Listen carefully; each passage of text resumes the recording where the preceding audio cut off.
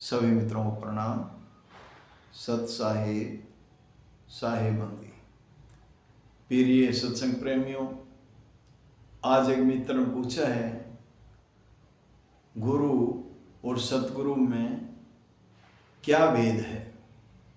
आज इसी विषय पर थोड़ी चर्चा करते हैं, समझते हैं गुरु और सतगुरु में क्या भेद है।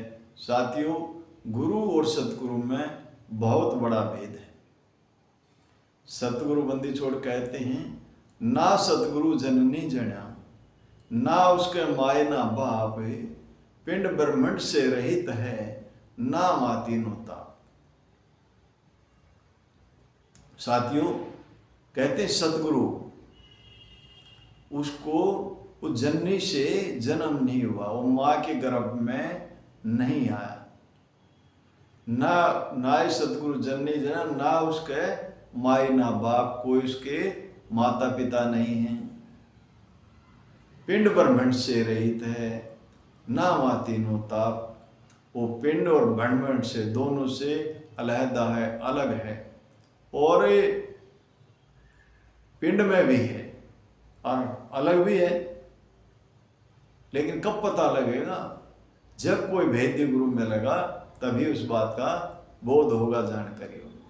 ना माती नो ताप, सतगुरु के ऊपर ये तीन ताप कोई काम नहीं करते। कौन से तीन ताप? देहिक, दैविक और भौतिक। इन तीनों ताप से अलग है साथियों।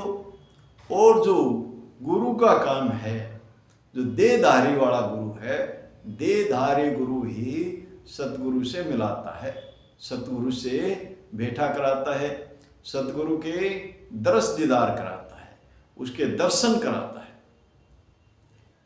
नैन से, बैन से और सैन से।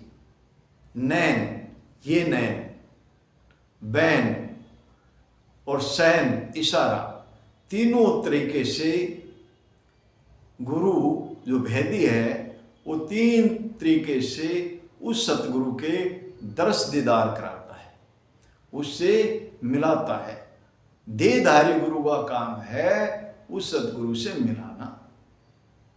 देहधारी गुरु, अगर कोई देह वाले गुरु को कोई सतगुरु कहते हैं, ये अज्ञानता है, ये अनभिज्ञता है, ये जानकारी नहीं है, उसको इसका भेद के बारे में पता नहीं है, उसका अनुभव नहीं है।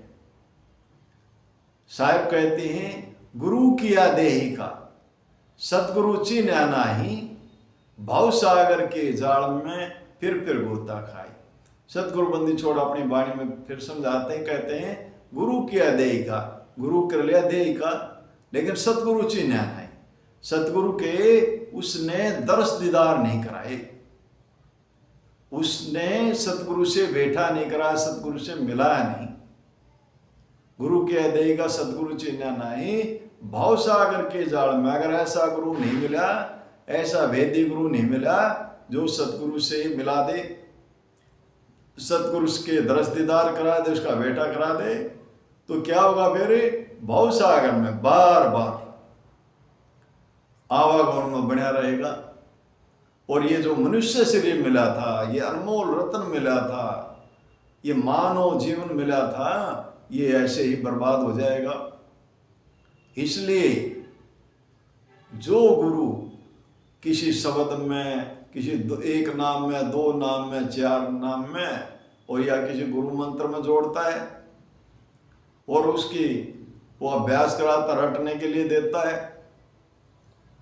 तो समझ लेना ये उसका भेदी नहीं है, ये सतगुरु से मिलान नहीं करा सकता, ये उसका जानकार नहीं है।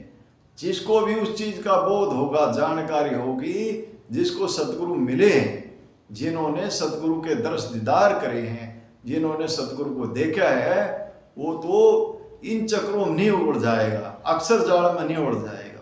सतगुरु जो है वो 52 अक्षर से परे है, उसके दरस दीदार किए जाते हैं, और दरस दीदार को अंतर में नहीं, इन्हीं नैनों से, इन्हीं नैनों के द्वारा उसके दरस दीदार किए जाते हैं। कब किए जाते हैं? जब गुरु दृष्टि देता है, जब गुरु दृष्टि देता है तभी उस सतगुरु के दर्श दीदार होते हैं। तो साथियों, गुरु और सतगुरु में बड़ा भेद है। गुरु का काम है उस सतगुरु से मिलाना, और जब तक ऐसा गुरु ना मिल जाए, भेद्य गुरु ना मिल जाए, तो गुरु की खोज करते रहना चाहिए, ढूंढते रहना चाहिए। तो साथियों, आज गुरु और सतगुरु के बारे में विचार किया, समझा।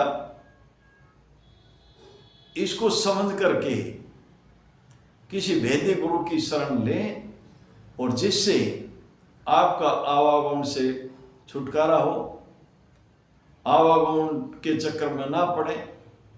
नहीं तो क्या होगा, 184 भटकत भटकत पो पट की आए, जो आपके पो ना पड़ी रहे फिर 84 जाए।